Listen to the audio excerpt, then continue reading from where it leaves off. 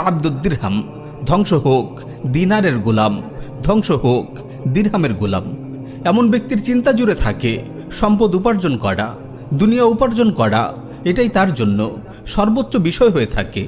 তার প্রথম ও শেষ টার্গেট থাকে এটাই।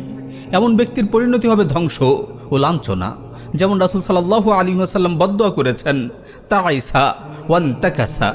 আর সৌভাগ্যবান হলো সেই ব্যক্তি যে দিনের উপর আমল করে। যেমন হাদিসে রাসূল সাল্লাল্লাহু আলাইহি ওয়াসাল্লাম বলেছেন, তুবা লিআবদিন আখিযিন বিইনানি ফারাসিহি ফি সাবিলিল্লাহ আশআসা রাসুহু মুগবাররাতিন কাদামা।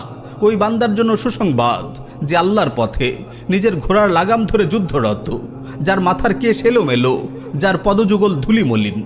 প্রিয় ভাই, মানুষের ধন সম্পদের লোভ মানুষকে আমল থেকে দূরে সরায়। যদি কেউ তার সম্পদ বাজেয়াপ্ত হওয়ার ভয় রাখে, সে আল্লাহর রাহে জিহাদ করতে পারে না। যদি তার সম্পদ উপার্জন